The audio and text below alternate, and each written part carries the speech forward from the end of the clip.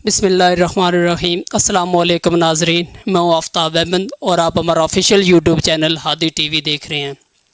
जैसे कि आप सबको मालूम है कि ईद कुर्बान नज़दीक है, तो कुर्बानी के मतलब शरई मसाइल और जो कुछ सवालात हमारे माइंड में हैं उनको क्लियर करने के लिए आज हमने अपने स्टूडियो में हाफ़िज़ मोहम्मद शज़ेब साहब को दावत दी है, जो कि जामिया अशरफिया मुस्लिम टाउन से फ़ारिग तहसील हैं, जहाँ से इन्होंने 8 साल दरस निज़ामी का कोर्स मुकम्मल किया हुआ है। तो इनसे हम कुछ सवालात पूछेंगे कुरान और सुन्नत की रोशनी में, ये उस पर रोशनी डालेंगे ताकि अगर आपके और मेरे माइंड में कुछ सवालात हों तो वो दूर हो सकें। अस्सलाम वालेकुम। पहला सवाल है हमारा, लफ्ज़ ईद उल अज़हा के क्या मानी हैं? जी बिस्मिल्लाहिर्रहमानिर्रहीम। सबसे पहले तो जो लफ्ज़ ईद है वो अल-ऊद से मुश्तक़ है, जिसका उर्दू ज़ुबान में तर्जमा होता है किसी चीज़ का बार बार लौट कर आना। इसीलिए ईद को भी ईद इसलिए कहते हैं क्योंकि वो हर साल लौट कर आती है।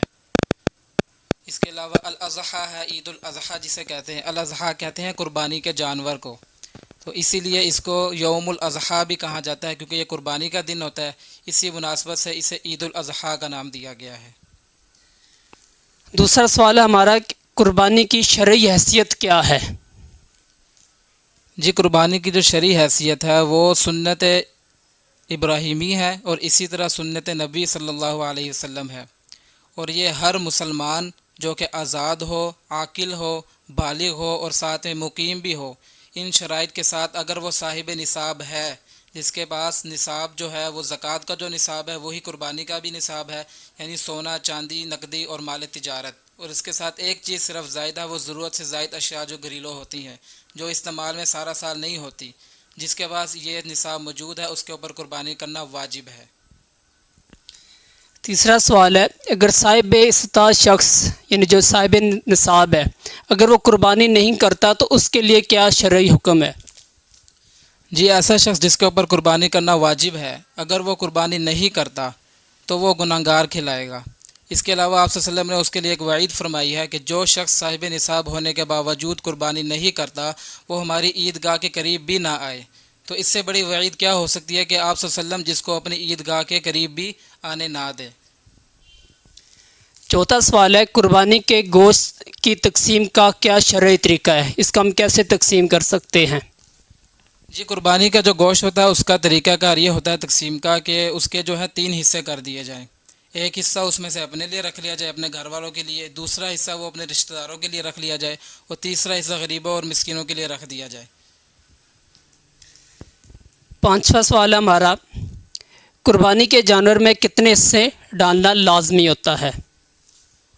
जी उसके लिए तो यह है कि जो छोटा जानवर है यानी बकरा, बकरी, दुम्बा, भेड़ वगैरह, उसके लिए जो है वो कुर्बानी करना एक बंदा ही होगा, यानी उसके अंदर सिर्फ एक बंदा ही शरीक हो सकता है, उससे ज़्यादा नहीं हो सकते। बाकी जो बड़े जानवर है यानी गाय वगैरह, ऊँट, उसके अंदर ज़्यादा से ज़्यादा 7 बंदे शरीक हो सकते हैं, उससे ज़्यादा बंदे शरीक नहीं हो सकते। नेक्स्ट क्वेश्चन है, कुर्बानी में क्या क्या चीज़ नमूद नुमाइश के ज़मरे में आती है?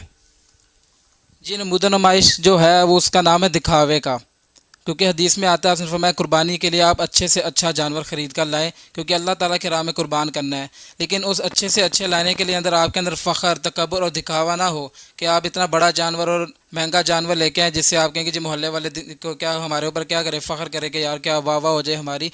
उससे आप सल्लल्लाहु अलैहि वसल्लम ने मना फरमाया और ऐसा शख्स कुर्बानी के सवाब से महरूम हो जाता है।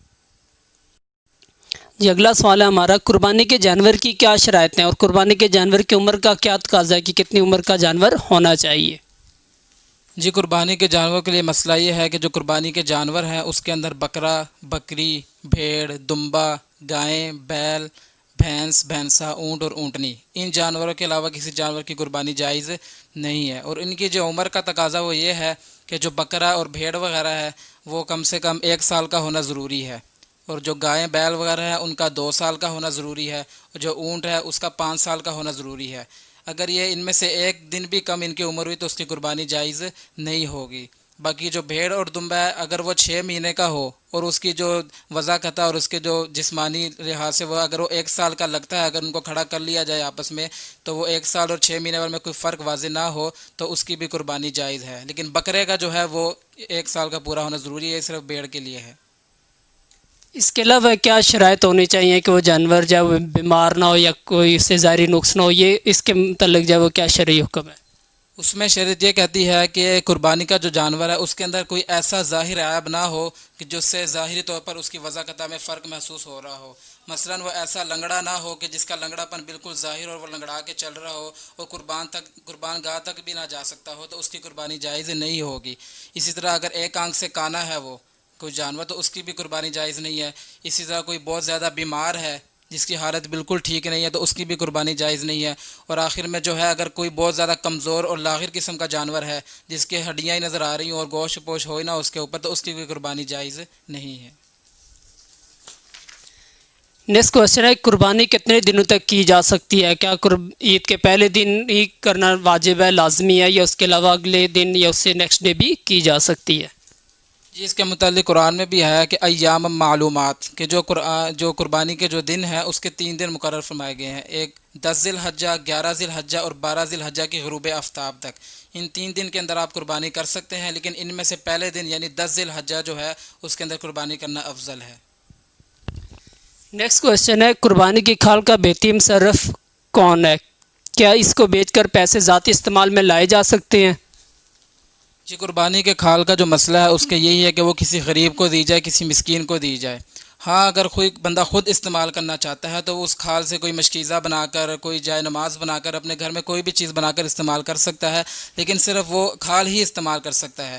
لیکن اگر وہ اس کو بیچ دیتا ہے اور اس سے قیمت وصول کر لیتا ہے اس کی، تو اس قیمت کا استعمال خود جو ہے وہ جائز نہیں ہے، بلکہ اس کی جو قیمت ہوگی وہ کسی غریب کو دینا اور صدقہ کرنا لازمی ہے.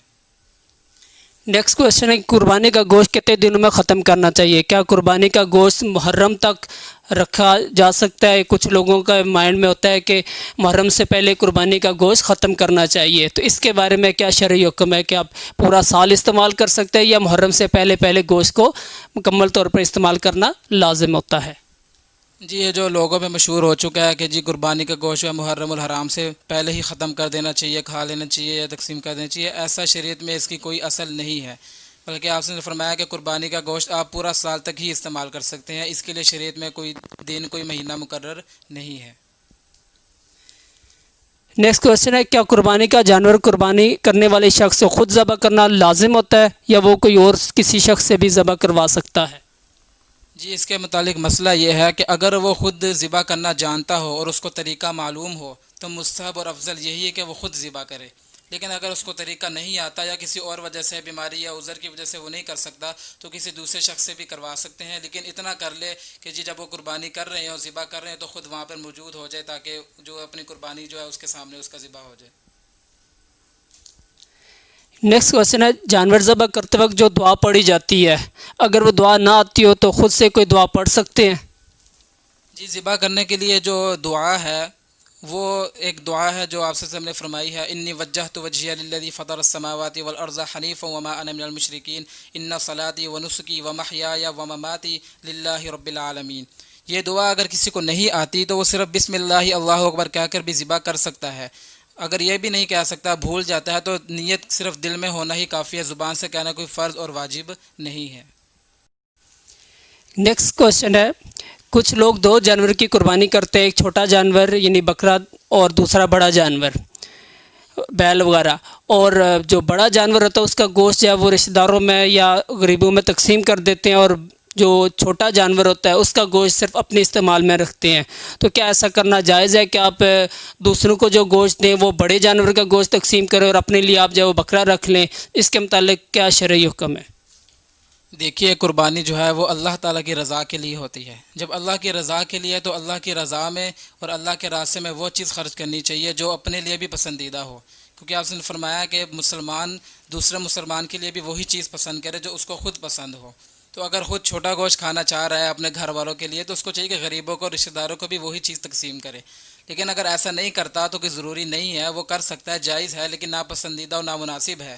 کہ شریعت جو کہتی ہے کہ جو اپنی پسندیدہ چیز ہے وہ ہم اللہ کے راستے میں خرچ کریں. تو اگر اللہ نے طاقت دی ہے تو جو چیز اپنے لیے آپ ذبح کروا رہے ہیں، چھوٹا گوشت بکرا کروائیں، تو غریبوں کے لیے بھی وہی چیز آپ ذبح کروائیں.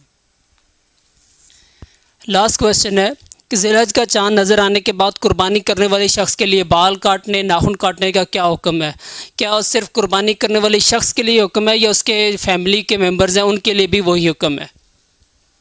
جی اس کے متعلق جو ہے آپ صلی اللہ علیہ وسلم نے فرمایا ہے کہ جب تم میں سے کسی جو حدیث کا مفہوم ہے کہ جب کوئی ذی الحج کا چاند دیکھ لے اور اس کا قربانی کرنے کا ارادہ ہو تو اسے چاہیے کہ اپنے جو جسم کے جو بال ہیں اسی طرح ناخن ہے اس کو نہ تراشے۔ یہ صرف اس شخص کے لیے جس کا قربانی کا ارادہ ہے اور اس کے اوپر قربانی واجب ہے، اس کے باقی گھر والے اور فیملی کے لیے یہ ضروری نہیں ہے، اور خود اس کے لیے بھی یہ کوئی واجب کا درجہ نہیں رکھتا کہ وہ نہ تراشے، بلکہ ایک مستحب عمل ہے کہ حاجیوں کے ساتھ مشابہت اختیار کرنے کی وجہ سے آپ صلی اللہ علیہ وسلم نے فرمایا کہ چلو حج پہ نہیں جا سکا تو ان کی مشابہت اختیار کرتے ہوئے اپنے بال اور ناخن جب تک وہ قربانی نہیں کرتا وہ اب تک 10 دنوں تک اس کو نہ تراشے۔ جی ناظرین، یہ تھا آج کا انٹرویو جو کہ ہم نے لیا۔ امید ہے کہ آپ کے مائنڈ میں جو مسائل ہوئے ہوں گے وہ ضرور جب وہ حل ہوئے ہوں گے، اور اس ویڈیو کو آپ زیادہ سے زیادہ شیئر کیجیے گا تاکہ یہ ہمارے اور آپ کے لیے صدقہ جاریہ بنے، اور اگر اور بھی کسی مسلمان بھائی کے مائنڈ میں کچھ اس کے متعلق سوالات ہیں تو وہ بھی دور ہو سکیں۔